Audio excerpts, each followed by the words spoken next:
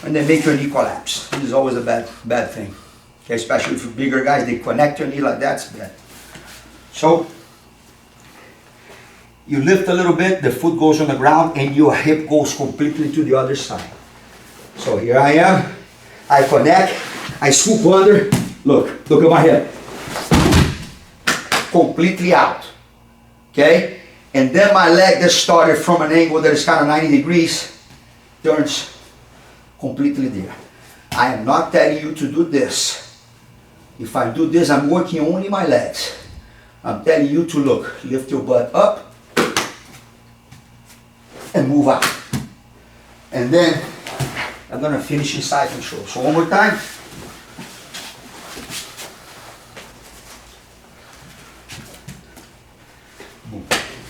He's scared. He goes to his knees. So I go 1, 2. Okay? Remember, leg connects as I lift his butt, and I don't try to lift. I scoop. 1, 2, and get on top.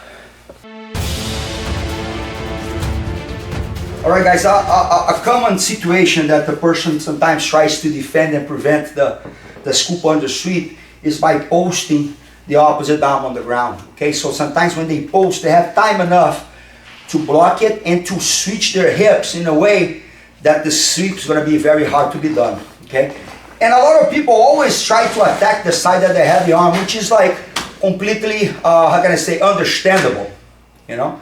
But a lot of people forget about this one, so we're going to be addressing this case now. So once I have this, okay, my leg is already there. Again, like I'm utilizing the space that I have, I'll scoop under.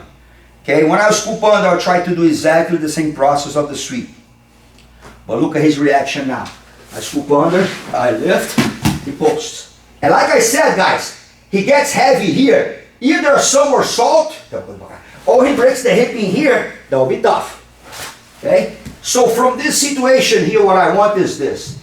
You will try to go as much as you can lifting, and then this leg will try to step out. When this leg steps out, I will actually do a salute. This hand from the belt goes behind his shoulder, and my leg and my head, look, come out. So I kind of have a semi-hook in here. And when I do that salute, why does he fall easy like that? Because of the arm. There's nothing he can do. This arm being dragged, he always going to fall. Okay? So getting the back here will be, you know, it's there. You know, I just should move my hip out a little bit and get the back. But let's not be predictable. Let's do something different. So once I have this hook here, look, I get the second one. It's kind of like a lockdown, but in reality I don't need to be too worried about that. What I want here is just to make sure that I stretch him out a little bit. Okay, I always want to guarantee this hook because I never know if I want to get the back or not. And this situation from here, I will actually turn myself inwards. My forearm will try to get aligned with his neck. So my head turns inwards. And immediately I let go and I have this control. So this control here, guys, is already a control of the arm triangle. I don't care about that arm anymore. He can take the arm out, he can do whatever he wants. Because from this situation, he's mine. Okay? Your first attempt from here will be drive the head forward, hold, and hold. And from here, close the left elbow and squeeze. That's your first try. But I really like for you guys to have the mind open is that sometimes when I try to do it here, he pulls the head and look, he turns a little bit. So I'm not reaching too much. Once that happens, look guys, I will grab the sleeve and I will take my head out of the way to have my forearm in there. Now that's a big concept here. They call this reverse Ezekiel. Ezekiel, I always try to put more emphasis on my top hand. This is not how you finish. This you should finish always putting more emphasis with the other hand. Like a bow and arrow choke, not like Ezekiel. So a lot of people go here, and then what happens? He puts the hand on the side. But I'm going to do that to defend, and then I get frustrated because I can't really go. Sometimes they even put their hands like this, and then look, So what I'm doing is that I'm putting my wrist by his neck, and then I'm bending his neck, my wrist inwards. Like that, look. And then I extend my elbow, look. And then I have way more pressure. Let me go over this detail. There it comes. So we can see from the other side. So from this situation here, guys, again, look.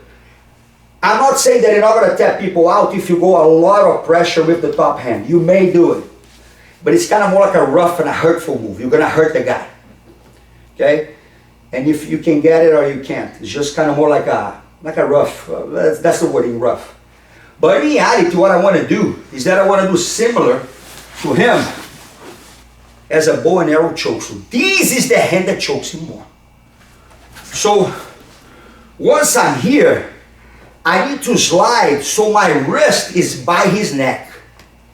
And then from here, look, this is just a place to place. I'm not squeezing from this side. I'm squeezing from this side. So when I bend the wrist inside already, look, he's almost tapping. What do I do now? Turn, bow and arrow. Exactly like a bow and arrow. So one more time. Show from another angle. I think it's going to be good so you can see my